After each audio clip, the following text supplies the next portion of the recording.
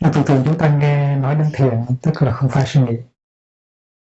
Nhưng cái gốc cái chữ thiền nó có nghĩa suy nghĩ ở trong. Nhưng mà cái vấn đề được đặt ra là suy nghĩ cái cách nào, cái loại suy nghĩ nào, cái loại tư duy nào. Trước hết chúng ta nên biết rằng cái chữ thiền dhyana nó không phải là cái chữ chỉ được dùng riêng cho cái sự thiền tập trong đạo Phật. Các giáo phái khác, các truyền thống khác có trước đạo Phật và có mặt đồng thời với đạo Phật và sau đạo Phật cũng dùng danh từ dhyana. Vì vậy cho nên dhyana thiền không phải chỉ là một cái danh từ được dùng trong đạo Phật. Đó là một cái danh từ tổng quát và cố nhiên trong kinh điển có dùng tới, nhưng mà kinh điển đạo Phật dùng những cái danh từ khác nhiều hơn.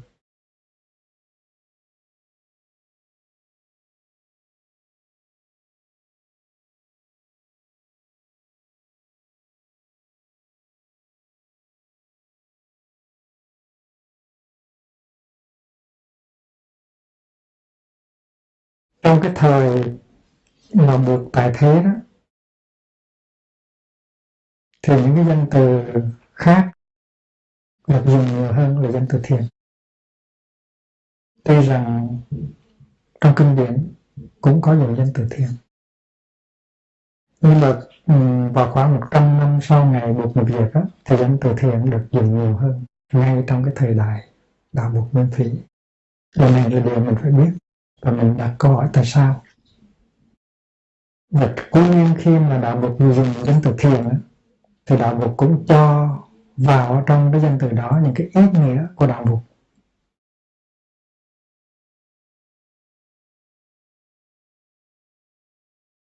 Tại vì những cái truyền thống ngoài đạo Bụt là có trước đạo Bụt họ cũng dùng cái danh từ đó, nhưng mà cái ý nghĩa họ gán cho danh từ đó không đồng với cái ý nghĩa mà người Phật tử gán cho danh từ đó. Nó có nghĩa là có thể có những cái điểm đồng nhưng mà có những cái điểm khác. Ví dụ như là cái danh từ luân hồi, samsara. Ở trong những cái truyền thống khác người ta có thể hiểu cái nghĩa luân hồi nó khác, mà trong đạo Phật chúng ta có một cái ý niệm khác về luân hồi. Ví dụ như là ngoài đạo Phật thì người ta có tin vào một cái linh hồn bất tử, và cái quan niệm về luân hồi ở ngoài đạo Phật nó được căn cứ trên cái ý niệm về linh hồn bất tử. Nhưng mà trong đạo Phật thì chúng ta học giáo lý vô ngã, và vì vậy cho nên luân hồi ở trong đạo Phật phải hiểu theo cái giáo lý vô ngã. Cho nên cùng là một danh từ nhưng mà trong đạo Phật dùng khác mà ngoài đạo Phật dùng khác. Thiền nó cũng vậy.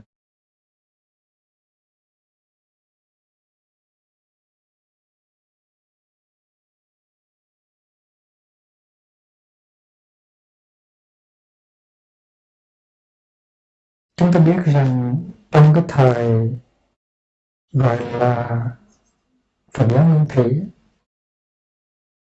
tức là thời mà đạo Phật còn là đạo Phật của Phật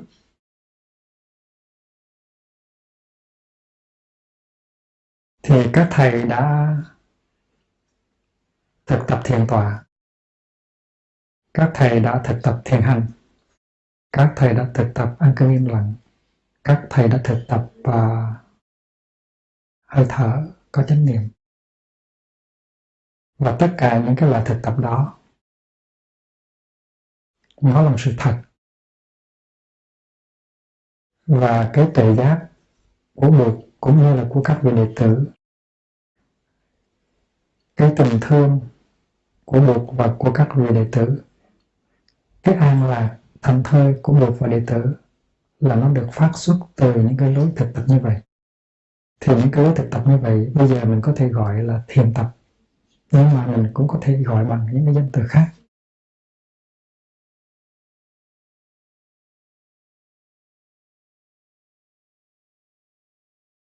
Theo sự giải thích của các tổ thì chữ thiền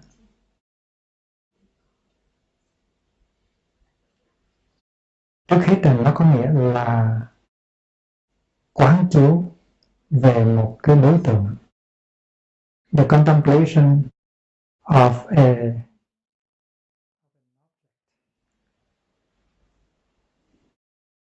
đó là nghĩa đầu tiên.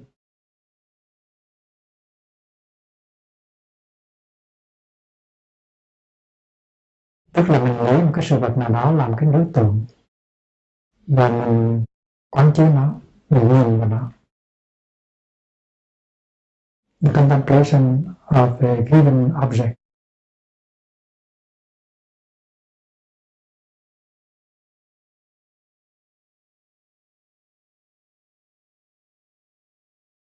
Và cái nghĩa thứ hai nó cũng gần gần như vậy. Tức là mình tới rất gần,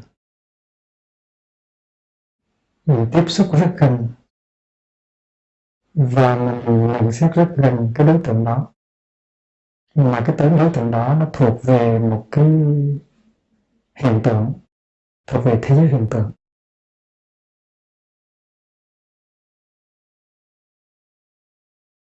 Và có thể từ cái thế giới hiện tượng đó mình đi sâu được vào cái thế giới bản thể.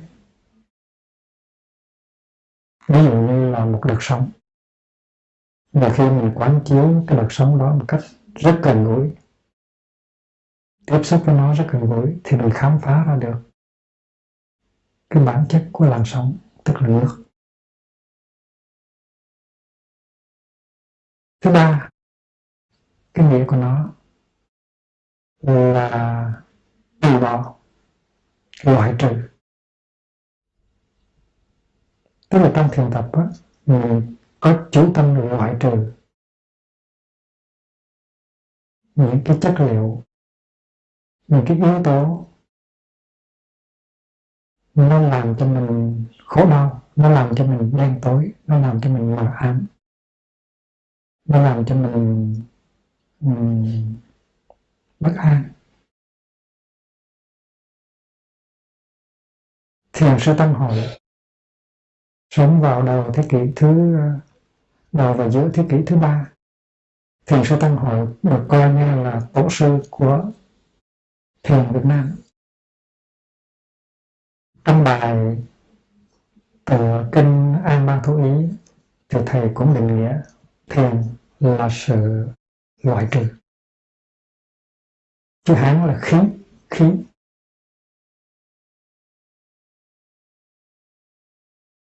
Khí tức là loại trừ, to eliminate.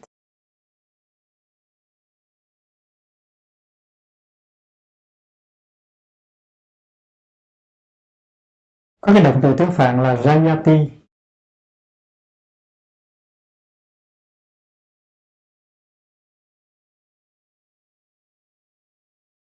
Tiếng Pali Rap, là Rap Peti. Nó có nghĩa là đốt cháy, burn. Và đó cũng là một cái lối cách nghĩa về thiền của các vị tổ sư.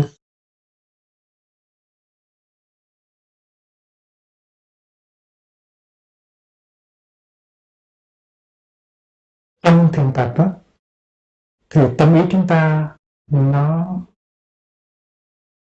được định lại trên một đối tượng. Và nhờ cái định lực đó mà chúng ta có sức mạnh. Với cái sức mạnh đó chúng ta có thể đốt cháy được những cái phiền não. Ly nó cũng có nghĩa tương tự như là khí hay là loại trừ. Thì hình ảnh đẹp nhất mà chúng ta có thể dùng là hình ảnh của một cái lăng kính, một cái tấm kính nó tiếp nhận ánh sáng mặt trời, rồi thì tất cả những tia sáng đó nó dồn vào một điểm.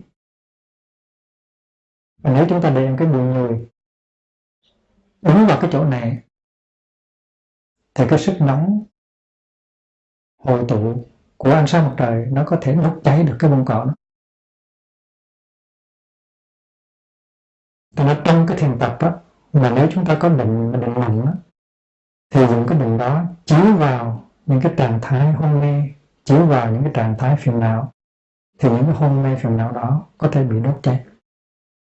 Đó là cái ý nghĩa, một ý nghĩa khác của thiền tập do các vị tổ sư đưa ra, và nó rất gần với là cái ý niệm khí, tức là loại trừ. Xin nhắc lại cái ý niệm đầu, tức là quán chiếu. Cái ý niệm thứ hai á, là quan sát một cách rất là gần gũi cái thế giới hiện tượng. Thứ ba là loại trừ những cái yếu tố tiêu cực, và thứ tư là đốt cháy.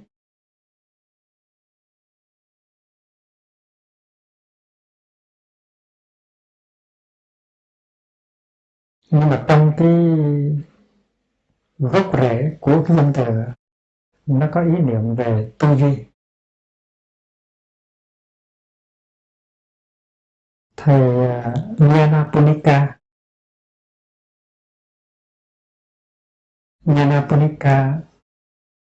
tác giả cuốn The Heart of Buddhist Meditation,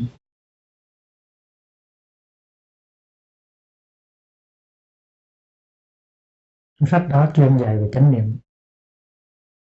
Thầy Nyanaponika là một người Đức đã tu học tại Tích Lan, đã cư trú mấy chục năm ở tại Forest Hermitage ở Tích Lan.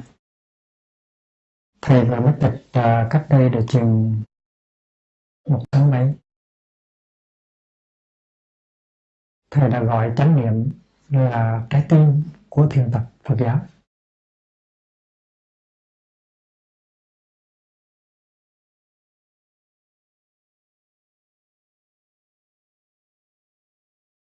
Thầy Nyanaponika là một nhà học giả. Thầy tịch lúc thầy đã lớn tuổi, 80 mấy tuổi. Thầy có tới thăm ngày xưa khi mà tôi còn làm việc ở tại Paris, thì thầy có tới thăm trụ sở của phái đoàn Phật giáo, và thầy đã đem cuốn Pháp Lạ của sự tỉnh thức về Tích Lan, và thầy cho xuất bản sau khi đã đề tựa.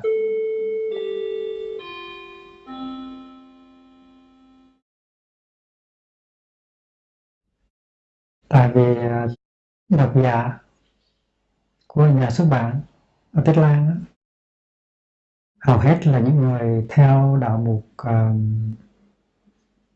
Nam Tông, cho nên khi mà xuất bản cuốn Pháp Lào sự tỉnh thức bằng tiếng Anh ở Tích Lan á, thì thầy có xin phép lấy ra khỏi tác phẩm những cái tư tưởng về Đại Thừa. Thì hồi đó tôi gật đầu đồng ý, tại hồi đó tôi cũng lớn rồi. Tôi nói rằng là như một dòng sông, ai muốn tới lấy bao nhiêu nước thì lấy, muốn lấy về để tắm cũng được, lấy về để uống trà cũng được, lấy về rửa chân cũng được, và muốn lấy ít cũng được, lấy nhiều cũng được, không sao cả. Thành ra tôi rất hoan hỷ. Rồi sau đó thì cuốn Pháp Lào sự tỉnh thức được in bằng tiếng Đức, được dịch in bằng tiếng Đức, rồi sau đó mới in bằng tiếng Anh, rồi tiếp theo là tiếng Thái Lan.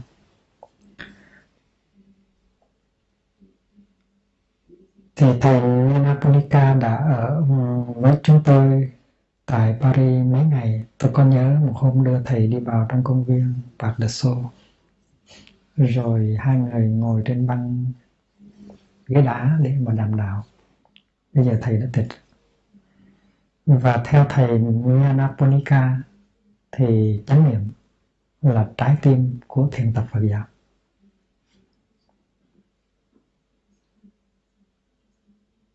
Chánh niệm là sati, là smriti. Sati là tiếng Pali, smriti là tiếng Phạn.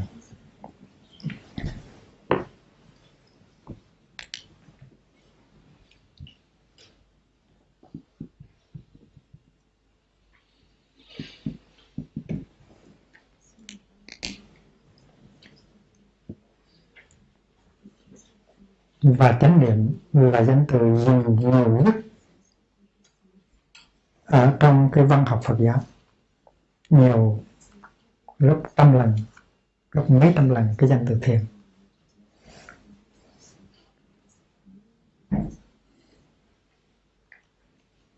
Vì vậy cho nên chúng ta rất thoải mái khi mà chúng ta nghe nói tới chánh niệm như là trái tim của thiền tập Phật giáo, chứ không phải là những cái khác. Tại vì trong số những cái giáo lý, những cái ý niệm về thiền, nó có tứ thiền, tứ vô sắc định, nó có bát vô xả, cứu thứ đệ định, vân vân, rất nhiều. Nhưng mà trái tim của thiền tập Phật giáo vẫn là chánh niệm như thường. Điều này mình phải biết, phải nắm cho vững.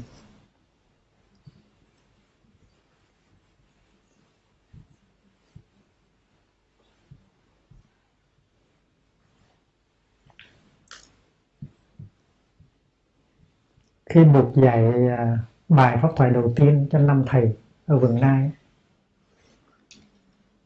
thì ngài trình bày giáo lý 4 sự thật tứ diệu đế.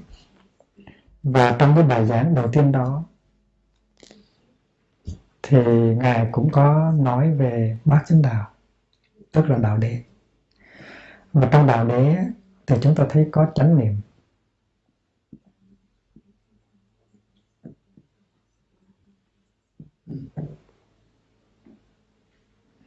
Rồi tiếp theo chánh niệm là tuệ, là định, là chánh định.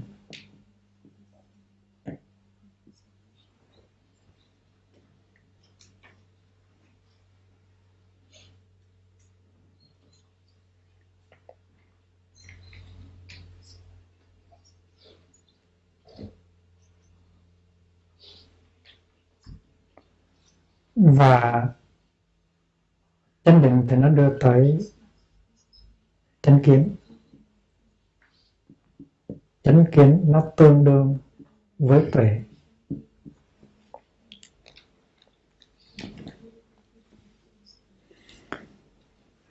Và trong cái giáo lý gọi là tam học á, the three learnings, tiếng Anh mình dịch là the three learnings, hay là the three training,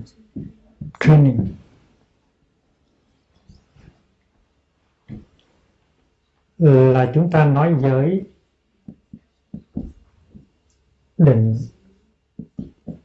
và tuệ.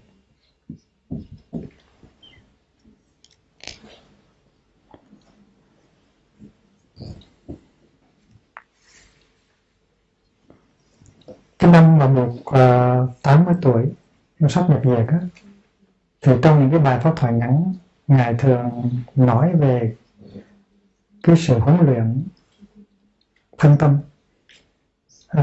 bằng tam học, tức là giới, định và tuệ. Nhưng mà trong khi tu học á, thì thầy khám phá ra rằng giới mà nói ở đây nó tương đương với niệm.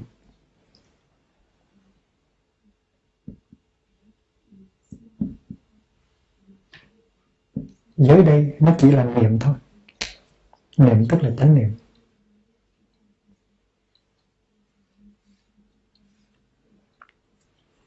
Cái điều này chúng ta phải nói đi nói lại hoài, là tại vì ở những cái chỗ khác á, thì chúng ta cứ nghe niệm định huệ, niệm định huệ, niệm định huệ rất nhiều. Mình đứng về phương diện tam học thì chúng ta không thấy niệm định huệ, mà chúng ta thấy giới định tuệ.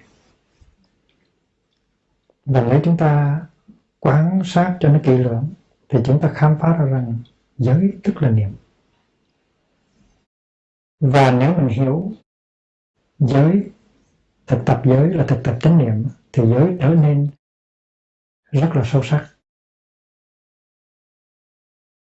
Khi mà chúng ta đọc 5 giới, hay là 10 giới, hay là 14 giới, hay là 250 giới, thì chúng ta có thể có cái quan niệm cạn cợt là những cái giới đó là những cái sự ngăn cấm. Những cái giới đó là sự ngăn cấm do các bậc thầy đưa ra để cho đệ tử khỏi sa vào cái hầm hố của tội lỗi.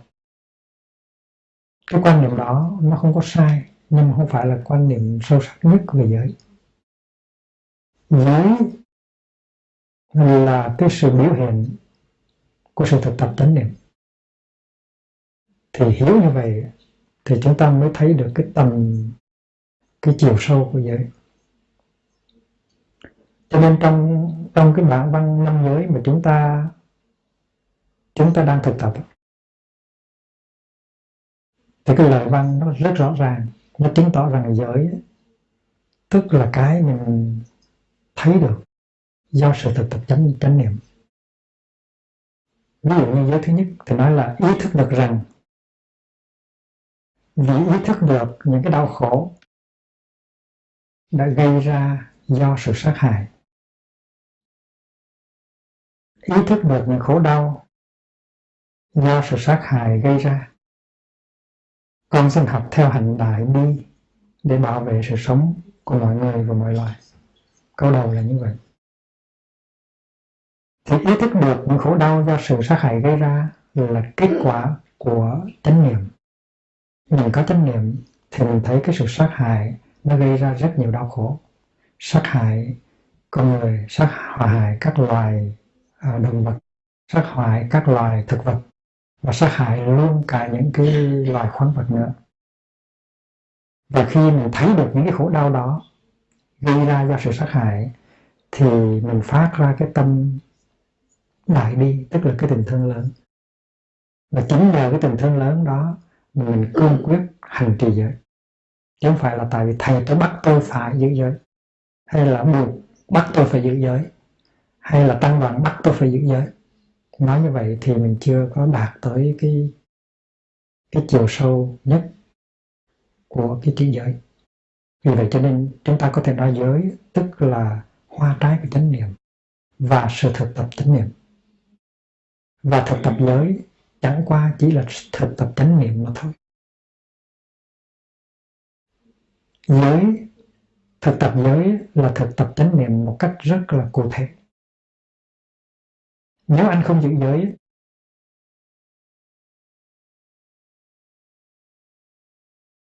thì anh đâu có thể nói là đang thực tập chánh niệm. Giới nào trong 5 giới cũng bắt đầu được bằng cái câu đó là ý thức được những khổ đau do lường gạt, trộm cướp và bất công xã hội gây ra. Đó là về giới thứ hai. Con xin học theo hạnh đại từ để đem niềm vui sống và an lạc cho mọi người và mọi loài. Thì cái chánh niệm nó cho mình thấy được những cái đau khổ do lường gạt, trộm cướp và bất công gây ra. Và khi mà thấy được những đau khổ đó thì mình phát cái lòng đại từ. Và từ cái lòng đại từ đó mà mình cương quyết giữ giới. Giữ giới thứ hai, tức là giới không trộm cắp, không lường gạt và không gây bất công xã hội. Bởi vậy cho nên mình phải thấy ở đây là bản chất của giới là chánh niệm. Và khi mình biết rằng do cái sự tu tập chánh niệm mà mình thấy được những cái đau khổ và sự cần thiết của hành trì thì chính mình phát nguyện hành trì giới, chứ không phải là mình hành trì giới là do cái sự phán quyết của một cái người khác, dù người đó là buộc hay là tăng đoàn. Và khi mà chúng ta hành trì giới như là một cái sự tuân luyện thì giới không còn là những cái bó buộc, giới không còn là được coi như là những cái yếu tố nó hạn chế cái tự do của mình, mà trái lại giới nó trở thành những cái phương tiện để bảo vệ cái tự do của mình, để tạo hạnh phúc cho mình và cho người.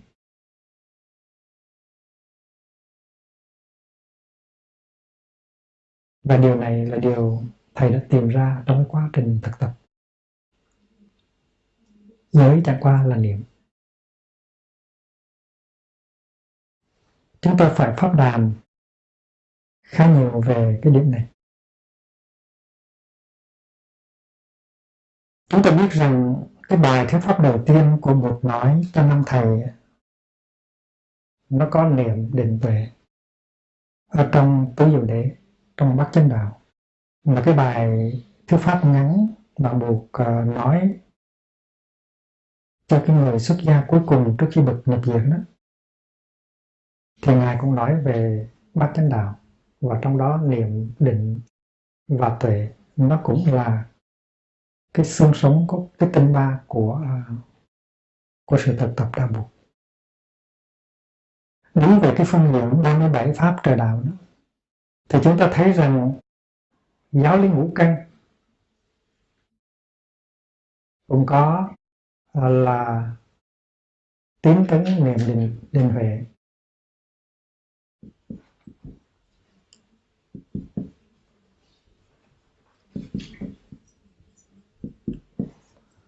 Và đến ngũ lực á, thì chúng ta cũng tiến tấn, niệm, định, huệ.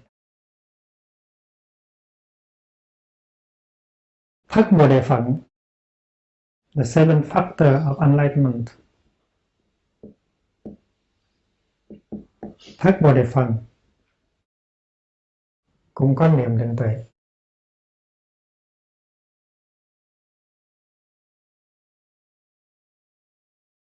Tại vì tuệ ở trong Thất Bồ Đề Phận nó là trạch pháp, nó được gọi là trạch pháp nhất chi.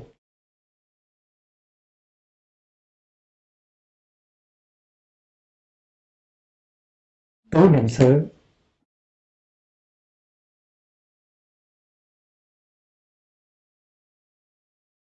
nó cũng là niệm, định, tuệ.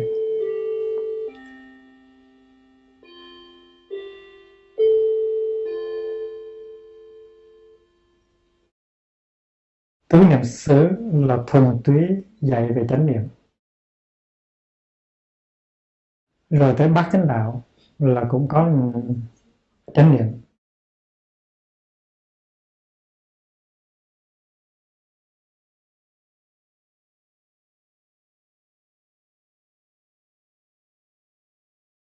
Vậy thì chúng ta thấy rất rõ là trong cái toàn bộ của giáo lý đạo Buộc đó, chánh niệm nó đóng vai trò tấm ương, nó đóng cái vai trò trái tim.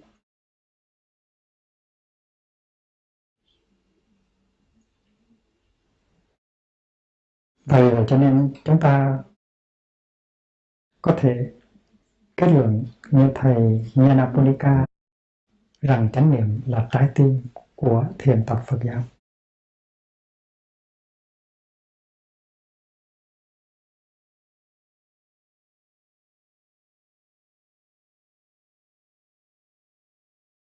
Và chánh niệm đó không phải là cái gì mà chúng ta đi kiếm từ bên ngoài.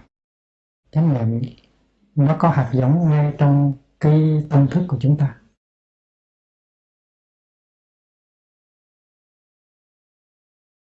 Chúng ta biết rằng trong số 51 cái tâm hành mà chúng ta đã học trong khóa 1 năm ngoái, thì có 5 cái tâm hành gọi là đặc biệt, là 5 tâm sở biệt cảnh, tức là dục, kháng giải, niệm, định, tuệ. Thì niệm, định, tuệ là 3 cái tâm hành nó có ở trong cái tâm lý của chúng ta. Khi mà nó phát hiện thì chúng ta có niệm, có định và có tuệ.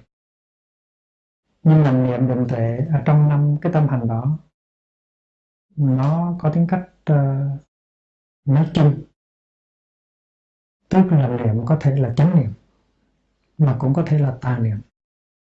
Định nó có thể là chánh niệm nhưng mà nó có thể là tà định. Và tuệ nó có thể là chánh tuệ và nó cũng có thể là tà tuệ. Khi mà chúng ta có một cái nhận thức sai lầm thì chúng ta đừng nên rằng chúng ta đã thấy, đã biết, đã hiểu cái đó là tuệ, nhưng mà đó là tà tuệ. Vì vậy cho nên chúng ta phải thêm vào chữ chánh để nói về cái niệm chân chính. Chúng ta phải thêm vào chữ chánh để nói về cái định chân chánh. Và chúng ta phải thêm vào chữ chánh trong tuệ để nói về cái tuệ chân chính. Tại vì khi chúng ta bị kẹt vào một cái ý niệm sai lầm, chúng ta vẫn tưởng là chúng ta đã biết, chúng ta đã hiểu, và cái đó không phải là tuệ, nó là tà kiến. Và khi mà cái tâm của chúng ta luôn luôn trở về với những cái tư tưởng giận hờn, lo lắng, tà dục, thì nó cũng là một cái loại định, nhưng mà đó là tà định. Vì vậy cho nên 5 cái tâm sở biến hành, 5 cái tâm sở biệt cảnh là 5 cái tâm sở có tính cách nói chung, và trong đó niệm định tuệ nó được phân chia ra làm tà làm chánh rất rõ rệt.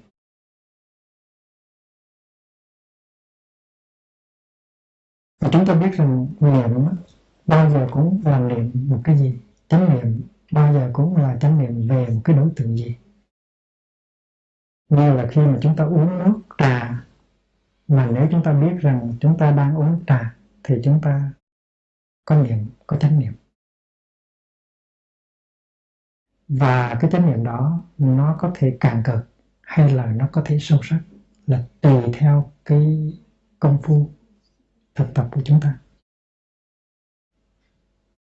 Đó là tôi có chánh niệm hay không, anh có chánh niệm hay không là một câu hỏi.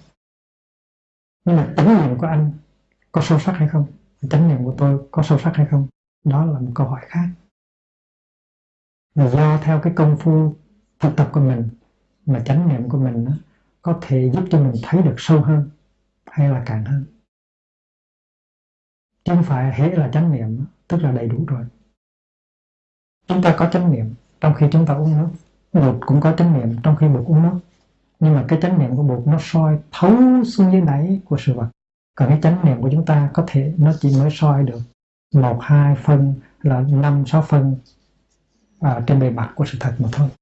Vì vậy cho nên chúng ta phải thực tập nhiều hơn nữa. Và khi mà có chánh niệm, trước hết chúng ta phải nói rằng chánh niệm nó gồm có một cái đối tượng.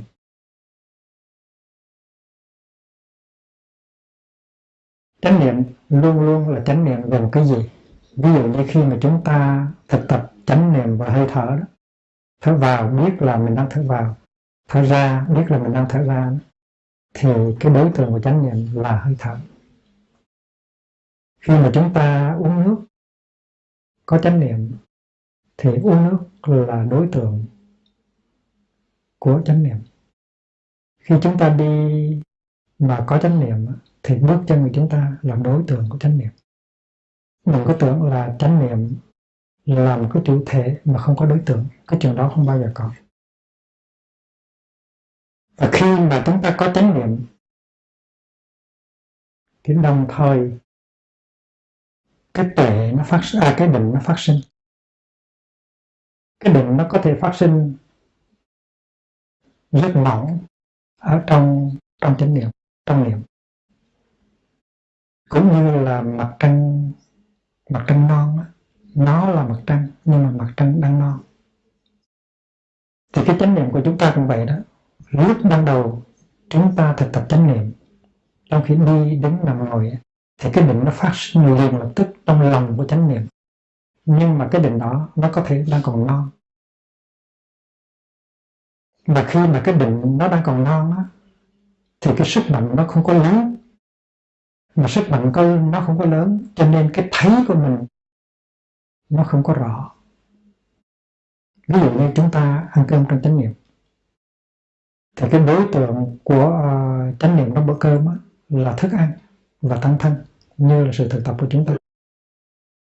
Thì chúng ta cũng ngồi cũng ăn im lặng như mọi người khác, nhưng mà nếu mà so sánh cái chánh niệm chúng ta với chánh niệm của một người sư anh, một người sư chị, thì có thể là cái chánh niệm của chúng ta nó bạc nhược hơn. Và khi mà chánh niệm của chúng ta bạc nhược hơn thì cái định trong cái chánh niệm đó nó phát sinh nó cũng bạc nhược hơn. Và cố nhiên là cái tuệ phát sinh là trong cái định đó nó cũng sẽ bạc nhược hơn.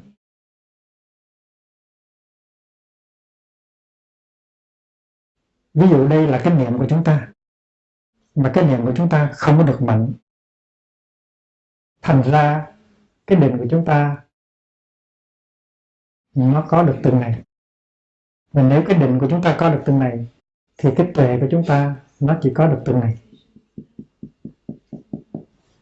Nó có nghĩa là trong chánh niệm luôn luôn có chánh định và có tuệ.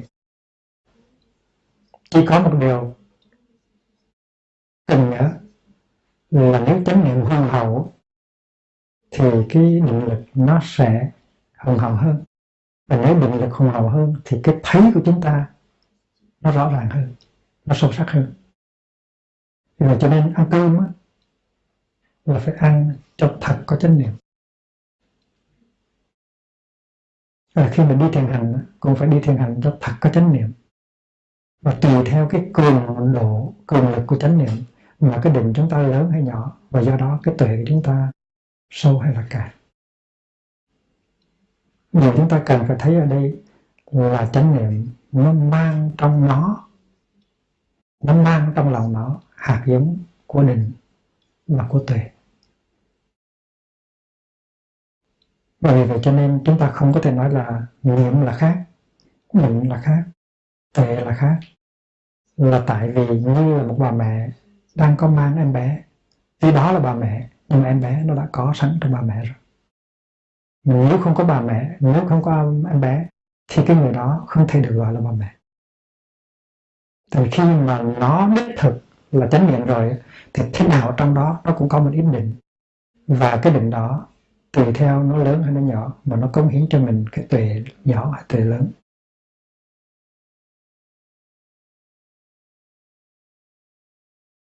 Bây giờ chúng ta vẽ trở lại, vẽ khác hơn, và có nhiều cách vẽ. Cái này là cái niệm của chúng ta, và vì chúng ta có niệm cho nên chúng ta có định. Chúng ta nhấn mạnh xuống cái niệm thì tự nhiên cái định nó phát sinh.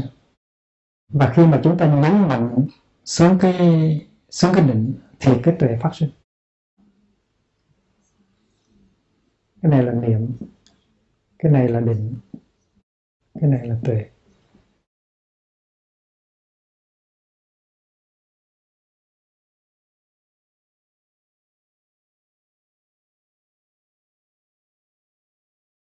Và chúng ta không có thể nào tưởng tượng được là chúng ta có thể có định mà không thực tập niệm.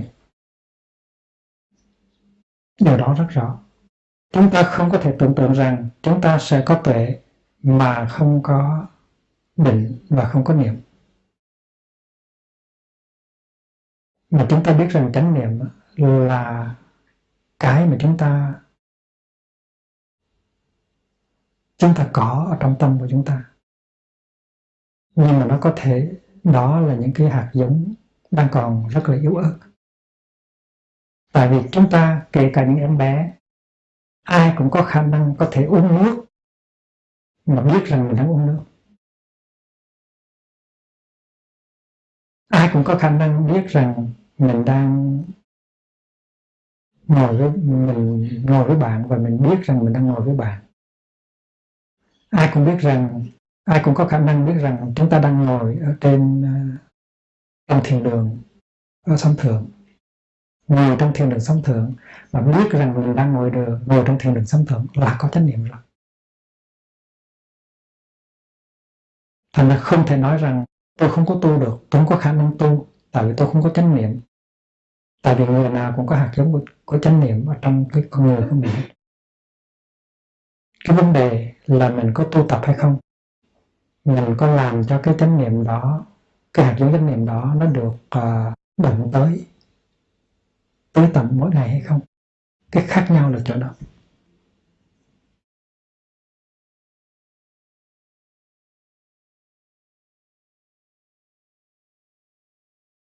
Tới đây thì mình thấy phát hiện ra một cái danh từ,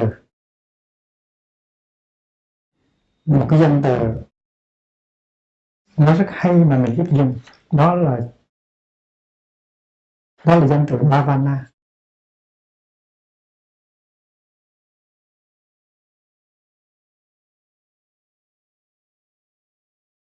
Bhavana tiếng Phạn nó có nghĩa là tu tập.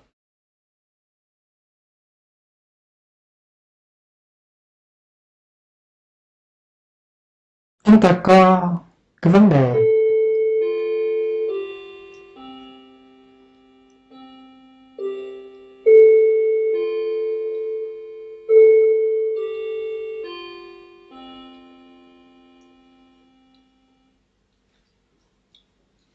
là chúng ta có tu tập hay không.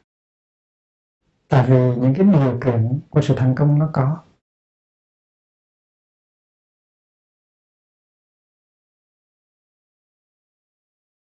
Tu tập hay là tu luyện.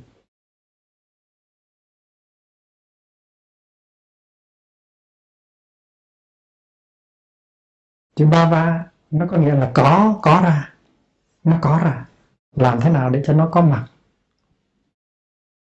Ví dụ như là một cái đầm hoa hướng dương nở hoa vàng rực mà mình thấy ở Lăng Hồng vào tháng 7, tháng 8 đó. Mình biết rằng bây giờ mình không có thấy cái đồng hoa hướng dương nở hoa vàng rực đó, nhưng mà mình biết rằng mình có thể làm cho cái đồng hoa hướng dương đó nó có mặt. Chữ Bhava nó có nghĩa là be, to be, làm cho nó có mặt. Thành ra tu tập có nghĩa là làm cho nó có mặt. Vì vậy cho nên người ta ưa dịch nó là mental culture.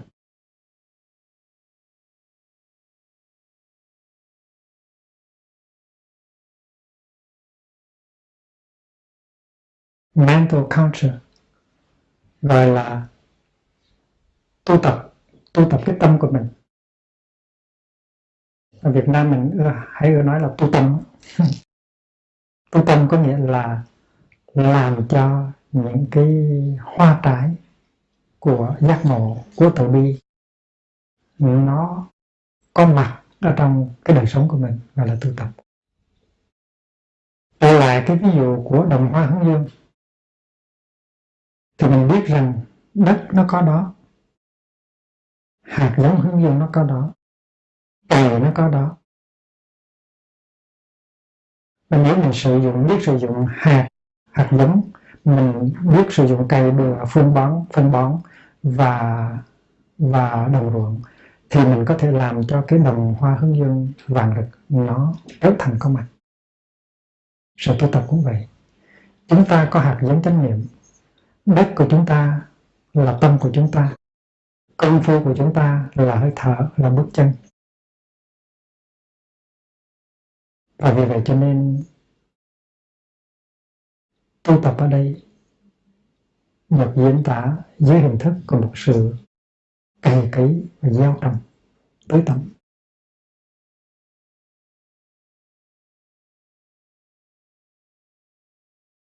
Nếu mà chúng ta gieo trồng để có lúa gạo thì gọi là agriculture. Nếu chúng ta gieo trồng để có từ bi và hạnh phúc gọi là mental culture. Agriculture, mental culture, nó cũng vậy thôi. Trong cái truyền thống thiền ở Đông Phương, các thầy thường hay nói cái sự tu tập như là cày bừa. Ruộng vườn ông cha phải tự cày.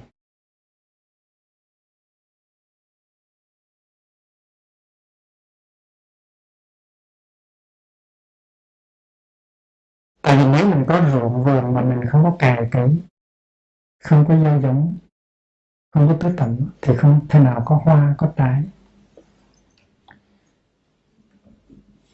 Do đó cho nên tu tập là vấn đề làm vườn, vấn đề cày ruộng. Mà cái miếng đất vườn của mình là chính cái tâm của mình. và mình có đủ hạt giống. Chitta Bhavana tức là tu tâm đó.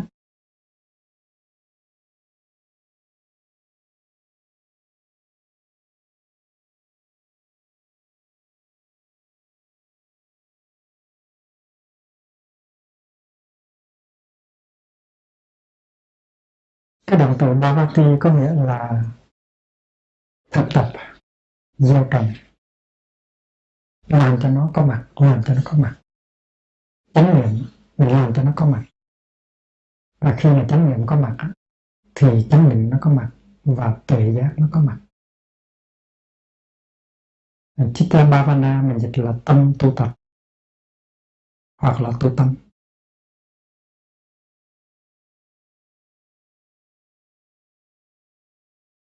Chúng ta hãy xét thêm một vài danh từ nữa.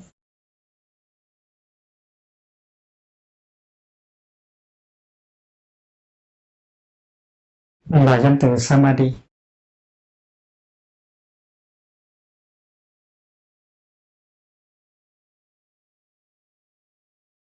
Samadhi là định.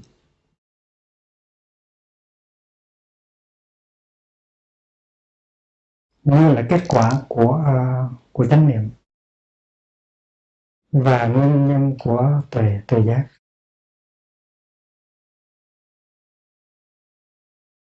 Samadhi tiếng Việt mình dịch là chánh định.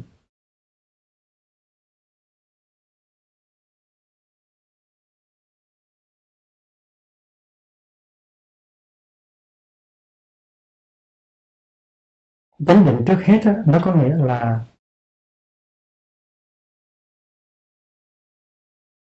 đem về một mối, đem tất cả về một mối, là putting together.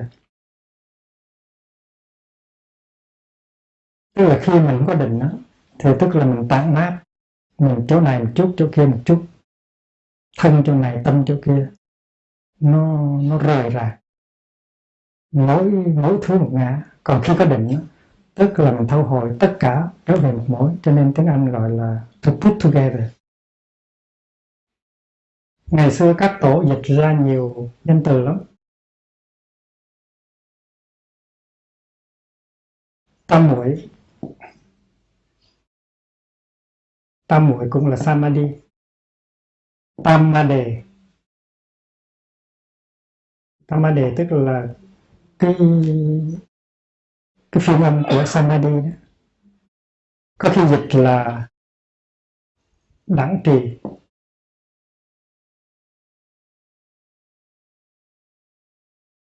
Đẳng trì. Chữ đẳng nó có nghĩa là nó bằng nhau, như là trong chữ bình đẳng, nó không có bị chênh lệch, nó có thăng bằng, tức là nó không nó xa lìa hai cái trạng thái cực đoan. Một là trần, hai là phù.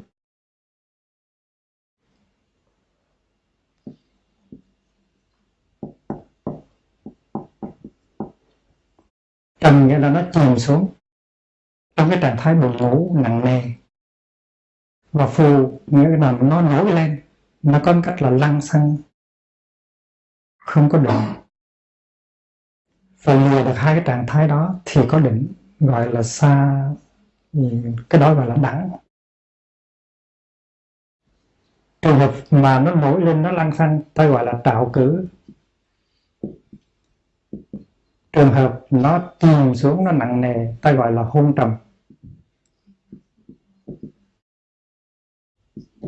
Đó là hai cái cực phải tránh.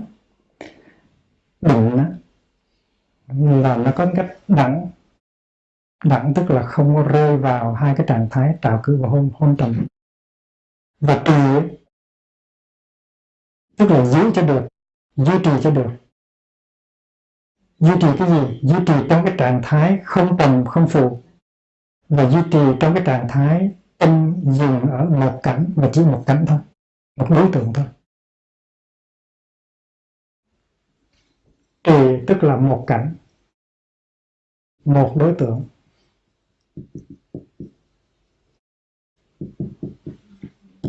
Khi mà con khỉ ấy, nó leo trèo thì nó bắt cái cành này, rồi nó bắt cái cành kia và nó thả cành này, rồi nó cứ tiếp tục như vậy, thì nó không có đứng yên được.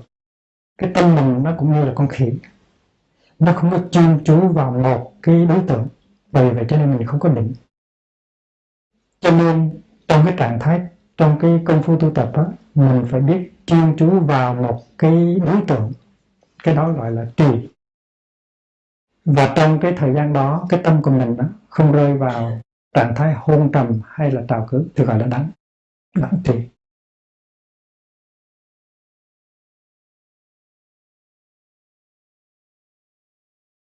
Có khi các tổ dịch là chánh tâm hành xứ,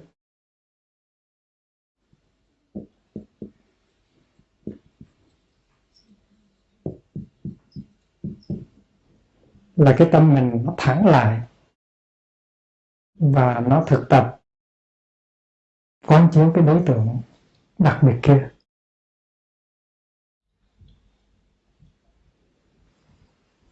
Xứ ở đây nó có nghĩa là cái đối tượng quán chiếu,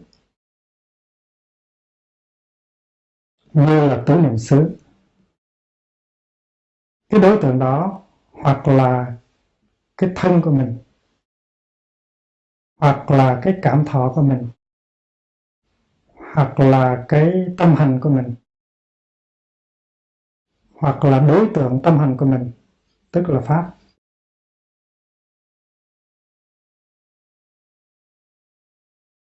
Thì trong cái định đó, thì cái đối tượng có thể là thân, có thể là thọ, có thể là tâm, có thể là pháp. Nhưng mà có thể là cái đối tượng thân nói rộng nó cũng lớn quá, vì vậy cho nên phải thu hẹp cái đối tượng đó trong cái phạm vi nhỏ. Ví dụ như là chúng ta chỉ chú ý tới trái tim mà thôi, trong khi đó không có chú ý tới lá gan hay là bụng phổi. Chúng ta thu hẹp lại cái đối tượng của cái định của chúng ta, và càng thu hẹp từng nào thì cái sức mạnh của định nó càng lớn. Và vì vậy cho nên định nó có nghĩa là nó được dịch là tâm nhất cảnh.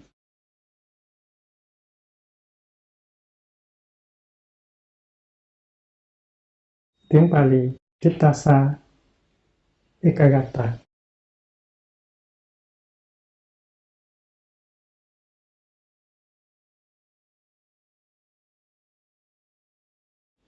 Cái tâm của mình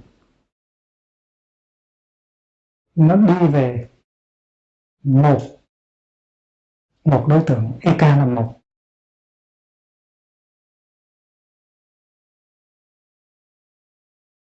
Và cố nhiên là chúng ta có hai cái danh từ rất là rất là đặc biệt của đạo Bụt.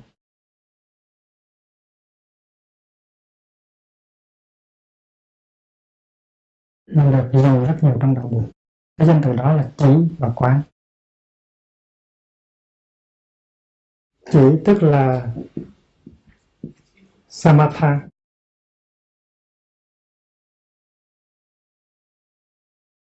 Samatha này nó có nghĩa là làm cho nó lắng lại, làm cho nó yên tĩnh lại, làm cho nó chấm dứt lại, nó chỉ dừng lại, yên lại.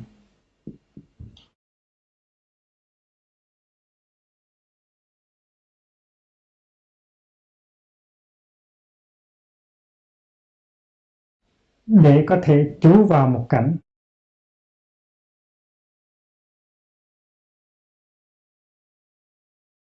Ví dụ như cái tâm của chúng ta đang suy nghĩ chuyện này chuyện nọ, đang thất niệm, đang nghĩ tới những cái chuyện không có lợi ích, nó làm cho chúng ta lo lắng, buồn phiền, sợ hãi, nó làm cho cái thân và cái tâm của chúng ta không có phối hợp với nhau. Thì bây giờ ta thở vào thở ra, trở về với hơi thở, thì chúng ta có thể chấm dứt cái sự bi hoang của tư tưởng, của tâm mình. Cái đó gọi là chỉ.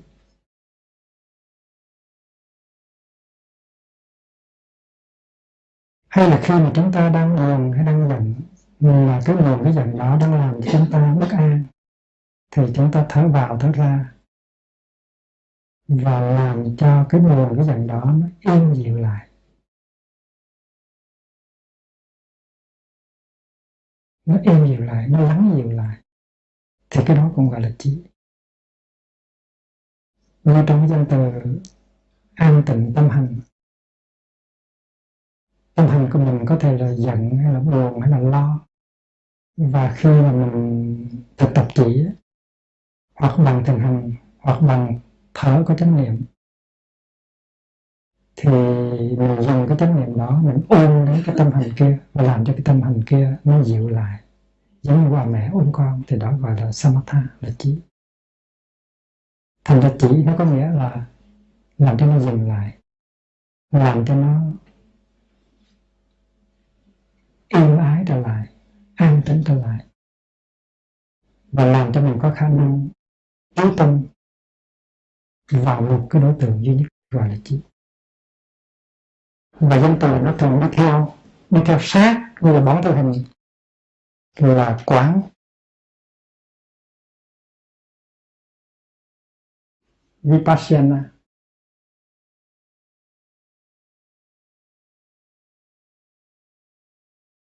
Và Vipassana nó có nghĩa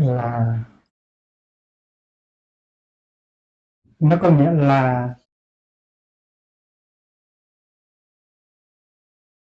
nhìn sâu vào để khám phá cái sự thật nằm ở trong cái tự tánh của cái đối tượng mà mình quán chiếu. Tiếng Anh mình có thể dịch là deep looking.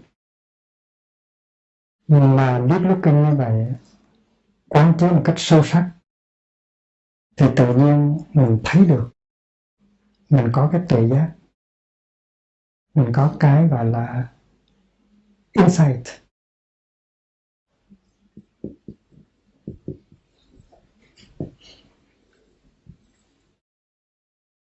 mình có cái thấy sâu sắc về bên trong lòng của sự vật. Do đó cho nên các học giả Tây phương, các thiền sinh Tây phương dịch cái chữ Vipassana là tiếng Pali đó, là insight meditation.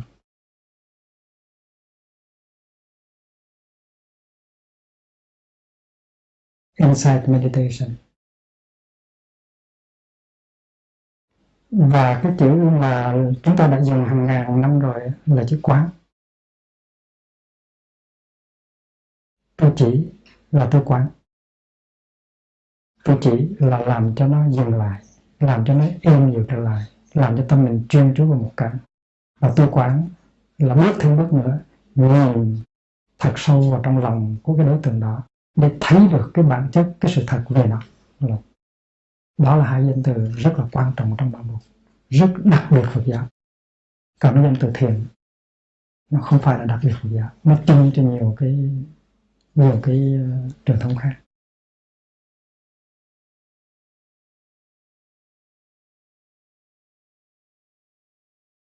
Chúng ta chỉ xét sơ qua những cái danh từ đó thôi, tại chúng ta không có thời giờ để có thể đi sâu vào vấn đề phân tích danh từ, tại chúng ta có nhiều chuyện phải làm, nhiều chuyện phải học. Nhưng mà đây là cái tối thiểu mà chúng ta phải làm.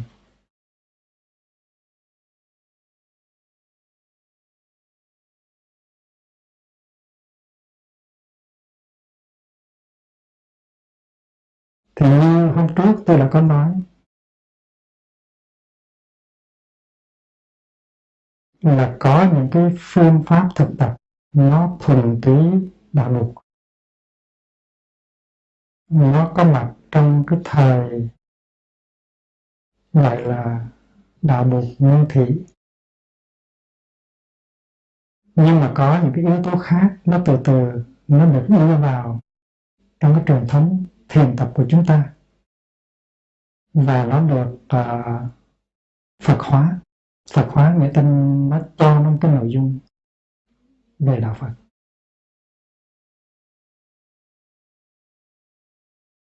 Trong cái quá trình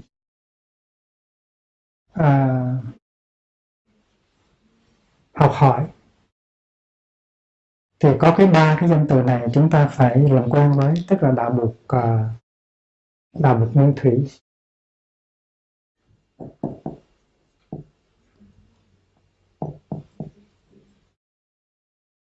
đạo luật nguyên thủy tức là đạo luật ở trong thời đại của Bụt.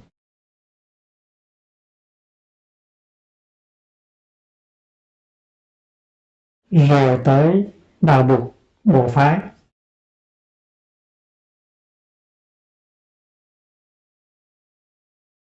Tại vì sau khi Bụt và nhập diệt chưa đầy 100 năm thì đã có cái sự phân phái, và chỉ trong vòng một vài trăm năm thì nó phân ra tới 18, 20 bộ phái.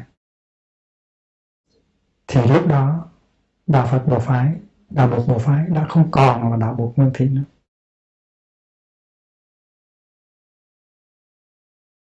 Không còn thuần túy nữa. Nghĩa là đạo Bụt bộ phái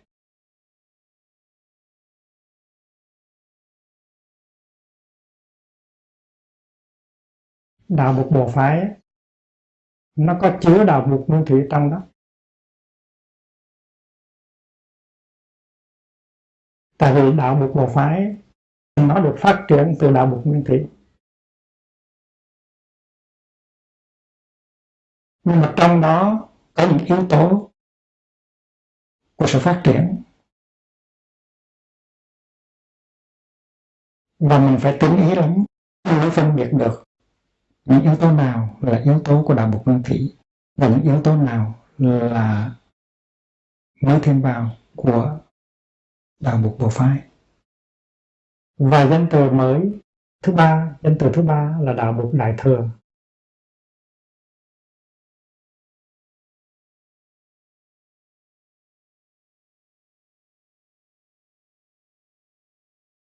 Đạo Bụt bộ phái tiếp tục phát triển và nó đưa tới đạo Bụt đại thừa. Thì chúng ta có 3 giai đoạn.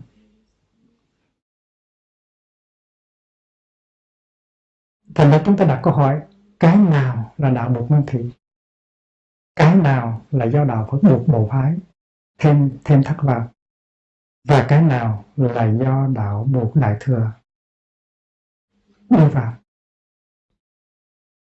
Đó là một câu hỏi rất là chính đáng.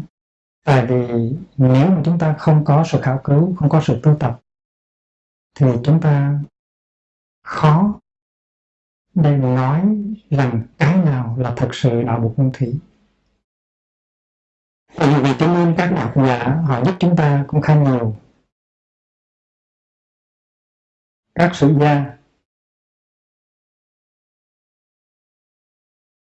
các nhà khảo cổ, các nhà bác ngữ học,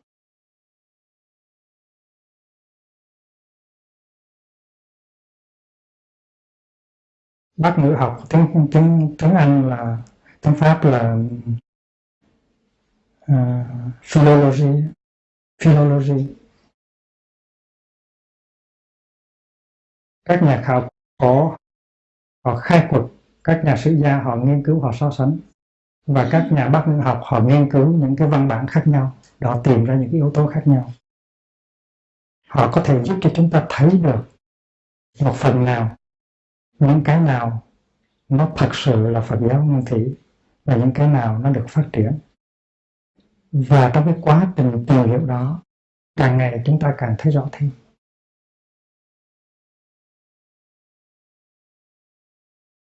Thì bây giờ có những cái câu hỏi mà chúng ta chưa có thể tìm được câu trả lời dứt khoát.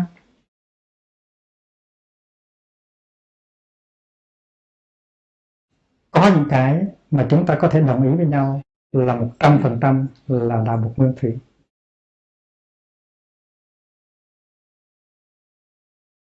Cái đó chúng ta có thể qua quyết với nhau được. Ví dụ như là phương pháp tu chánh niệm là 100% đạo Bụt nguyên thủy.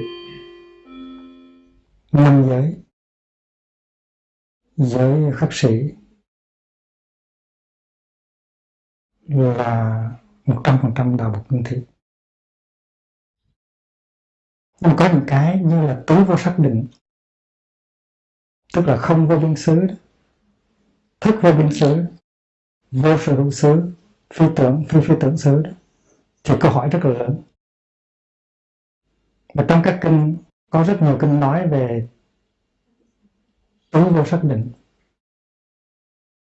Thì cái đó chúng ta biết chắc là không phải là 100% của đạo Bụt nguyên thủy. Tại vì khi mà Bụt đang còn tu tập với các thầy Udraka, với Alara, thì Bụt có thực tập 4 cái phép gọi là tứ vô sắc định, và Ngài đã thành công. Nhưng mà Ngài nói cái đó không có cái công dụng giải thoát sinh tử, cho nên Ngài bỏ. Vậy mà sau này trong các kinh điển thu hồi lại cái đó và để vào đó như là cái trình tự tu học của Phật tử.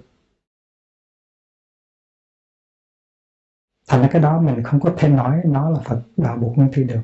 Nó không 100% được. Nó nhiều lắm là 50% thôi.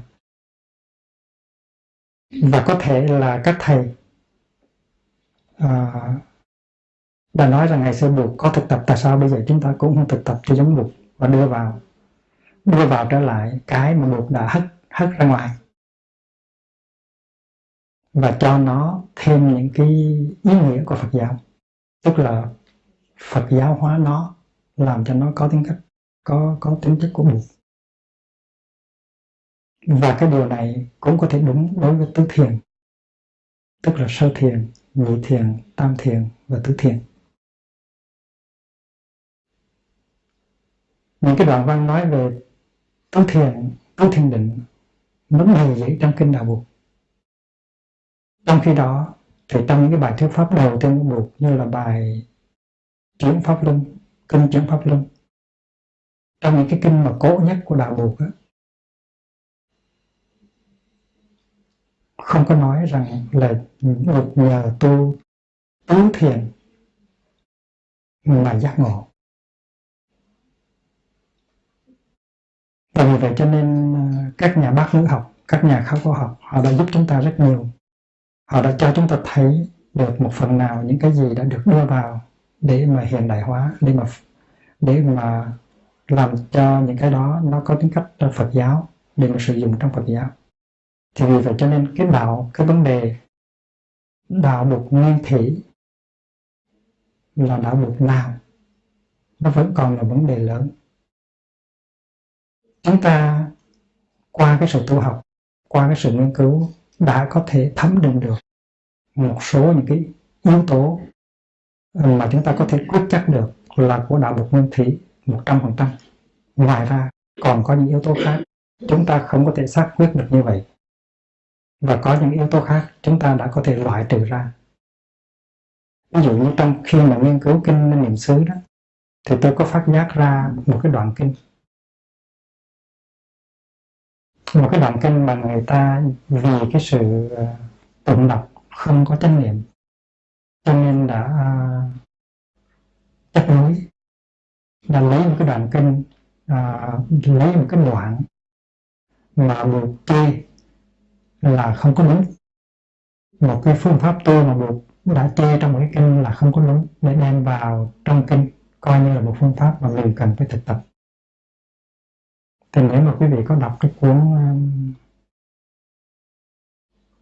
Con đường chuyển hóa đó, nghiên cứu về kinh Niệm xứ đó, quý vị sẽ thấy cái đoạn kinh đó.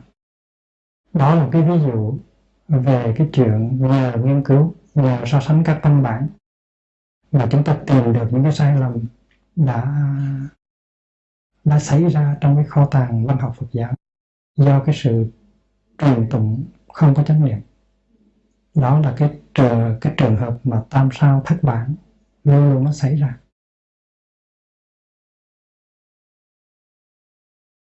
Thì trong khi mà học về cái đề tài truyền thống sinh động của thiền tập Phật giáo đó, thì chúng ta sẽ duyệt xét những cái phương pháp thiền tập và đạo luật qua các thế hệ,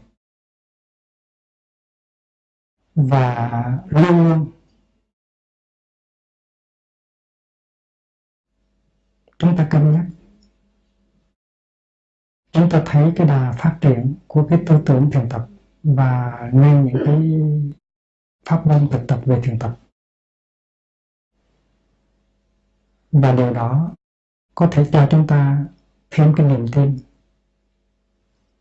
trong cái pháp môn thực tập của chúng ta, cái pháp môn mà chúng ta biết rằng chính ngày xưa Bụt đã thiền tập, những cái pháp môn mà các vị tổ sư đã phát triển, đã đem ra thực tập và đã truyền lại cho chúng ta.